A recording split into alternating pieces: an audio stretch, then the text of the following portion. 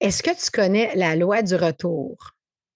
Mais encore faut-il l'appliquer dans sa vie pour que ça fonctionne? Bienvenue au podcast de la magie du pouvoir mental. Nous sommes Maude et Marjorie, deux magiciennes et créatrices du système de la magie du pouvoir mental. Nous avons créé ce podcast pour faire connaître au plus grand nombre le grand pouvoir que nous avons tous sur notre mental, pour mettre plus de magie dans nos vies et créer notre vie rêvée. Oui, c'est possible pour tous. Attends-toi à ce que la magie se manifeste dans ta vie. Hey Maude, aujourd'hui là, je pensais à ça, puis je me demande tellement des fois, qu'est-ce qu'on fait pour attirer à nous des situations indésirables ou désirables dans nos vies? Je me rends compte tellement qu'on est le créateur de notre vie, qu'on est le créateur de notre réalité. Puis, des fois, ça me fait peur. Écoute, puis c'est de plus en plus puissant. Là, on a parlé la semaine passée, au dernier podcast, que on est ce qu'on vibre. Hein? Donc, si on vibre qu'on est toujours de mauvaise humeur puis que ça ne va pas bien, moi, je vous parlais d'un de mes amis qui est pas mal négatif ces temps-ci, il arrive juste des choses négatives. Donc, oui, en effet, on est le créateur de sa propre vie. Mais dernièrement, je me suis rendu compte, Marjorie, que les énergies sont vraiment puissantes. Et il m'est même arrivé à 2, 3 reprises d'avoir une pensée de quelque chose. Il ne faudrait pas que ça arrive. Et je te jure, c'est arrivé. Et là, ça m'a fait peur parce que j'ai dit, voyons donc, j'ai pensé, il ne faudrait pas que je perde cette chose-là, parce que je ne sais pas qu'est-ce que je ferais sans ça. Et je l'ai perdu. Et ça m'est arrivé 2, 3 fois et je parlais avec une des personnes qui suit notre formation, Marie-Christine, et elle me disait qu'elle aussi, elle avait vécu l'expérience dernièrement et à quel point il faut être prudent avec ce qu'on pense, avec ce qu'on projette, parce que comme présentement, les énergies sont très puissantes sur la planète, tout est amplifié. Donc, ce qu'on envoie à l'univers nous est envoyé. Donc, on va parler de la loi du retour tout à l'heure, mais aussi, il faut être prudent dans ce qu'on demande, dans ce qu'on fait, dans ce qu'on vibre, parce que si, on l'a dit au dernier podcast, si tu vibres toujours le manque d'argent, c'est ce que tu vas attirer. Si à chaque matin, tu te lèves et tu dis j'ai mal dormi, j'ai mal partout, et tu mets toute ton énergie sur ta maladie, c'est ce que tu vas vivre aussi. Et si, par exemple, tu as des peurs très fortes de je voudrais pas que ça arrive ou nanana, il y a des fortes chances aussi que tu le matérialises. Parce que oui, on parle, on peut matérialiser quand on pense à des choses et qu'on les vibre, on peut attirer des belles choses, mais ça va dans les deux sens aussi. Oui, puis Maude, comment ça que c'est accéléré comme ça en ce moment? Qu'est-ce qui fait que, parce que tu dis les énergies sont plus puissantes, mais qu'est-ce qui fait que ça s'accélère comme ça en ce moment? Parce que pense pas que tout le monde est conscient à quelle intensité c'est accéléré présentement.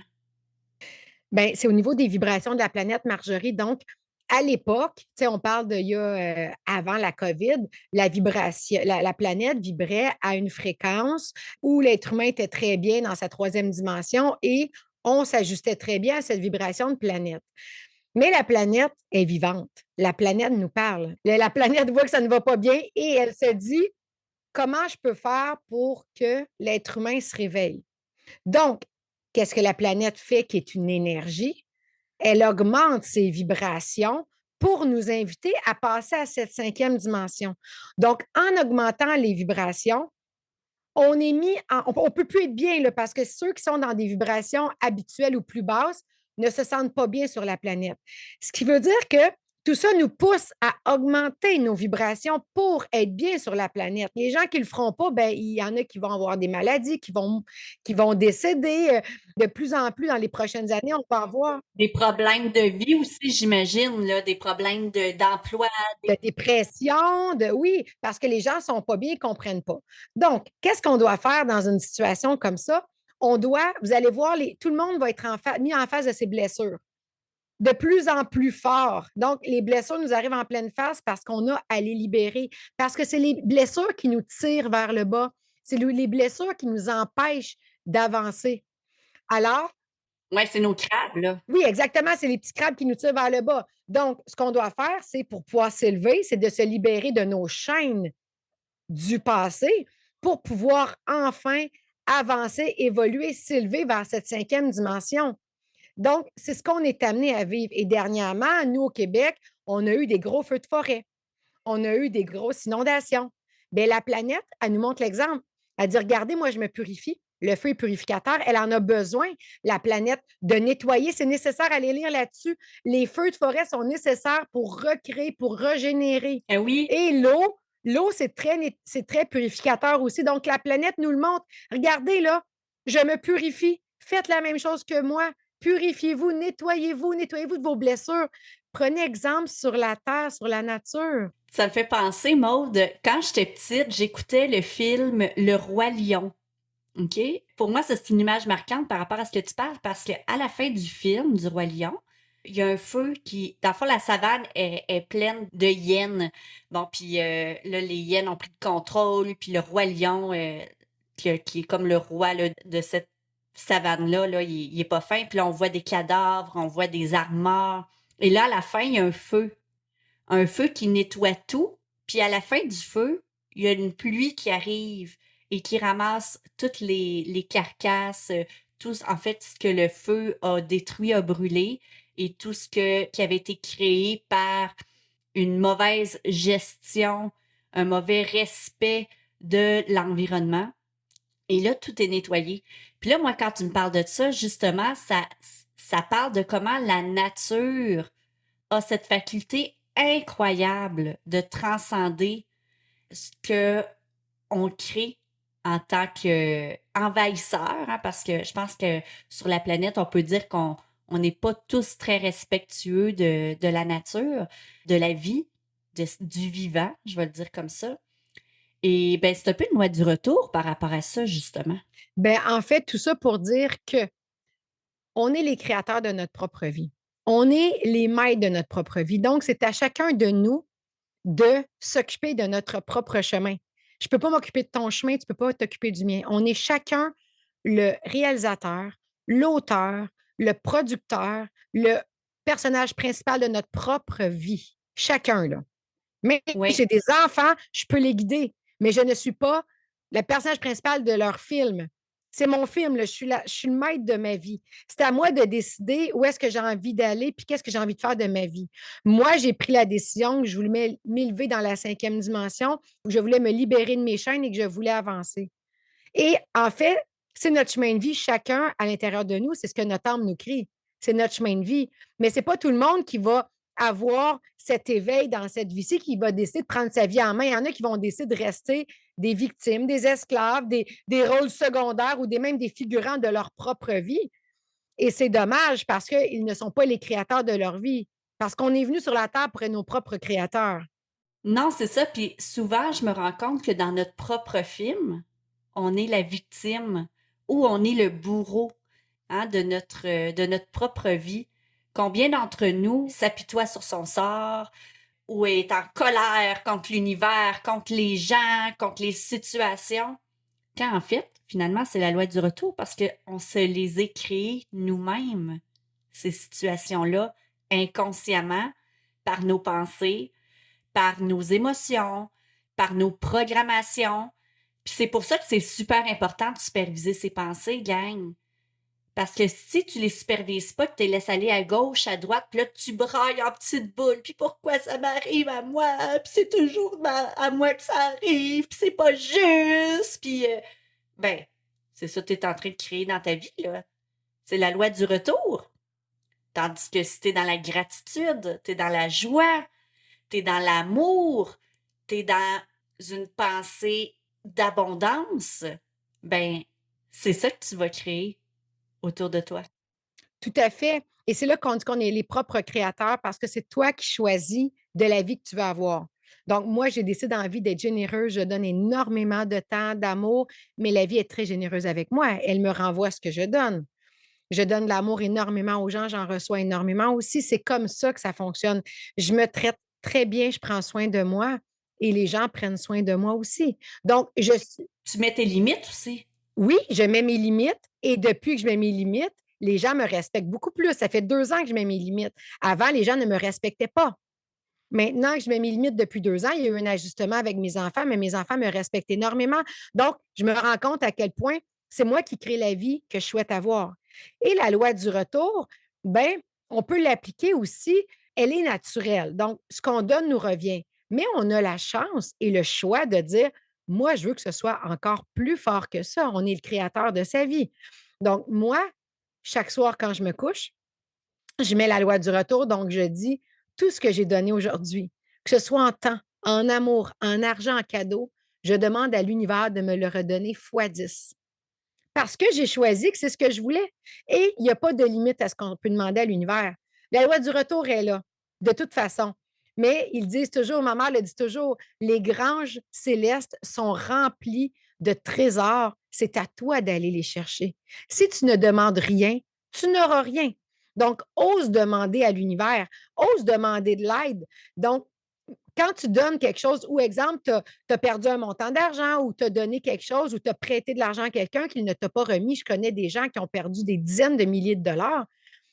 Quand tu choisis de le donner, que tu le donnes en disant je le donne, je n'y pense plus. Parce que la loi du retour, c'est quand on a vraiment donné du cœur et qu'on n'attend plus de l'attendre en retour. On peut demander à l'univers de nous redonner 10 fois cette chose qu'on a donnée. Et là, il ne faut pas avoir d'attente. Quand on fait ça, on lâche prise et on n'a pas d'attente, mais l'univers va nous le redonner d'une façon ou d'une autre. Moi, je reçois de plein de façons. Je reçois en argent, en amour, en temps, en amitié.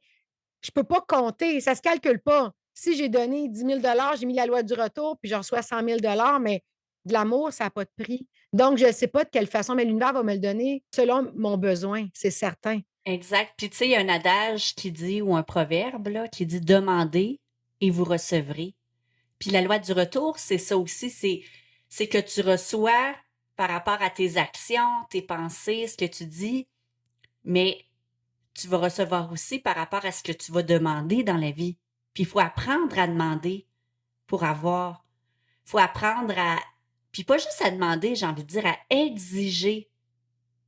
Exiger ce que tu veux en le demandant, mais en disant, tu sais, je sais pas de quelle façon ça va arriver, je sais pas quand, puis ça, c'est une job de lâcher prise, mais je le sais. J'ai aucun doute que ça va arriver.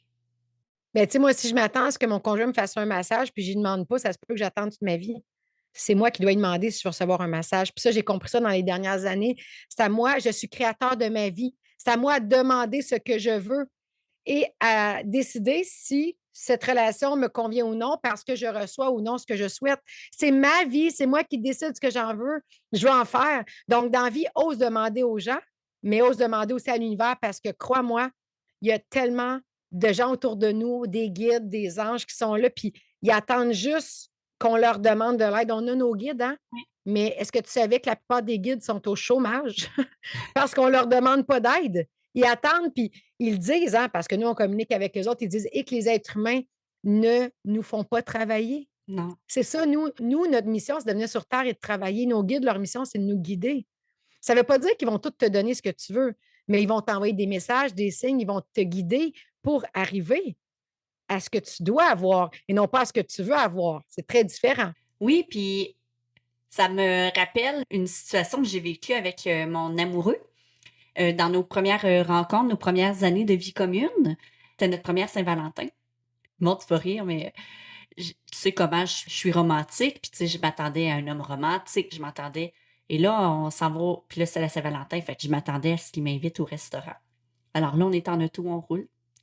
Puis là, il me dit, tu veux-tu venir manger au resto? Puis là, je dis oui, toute contente, tu m'amènes où? Puis tu étais toute mis belle, toute chic, hein? Ah oui, j'étais toute cute, toute arrangée, tu sais, parce que je m'attendais à ce qu'il m'invite dans un bon restaurant, 3 services.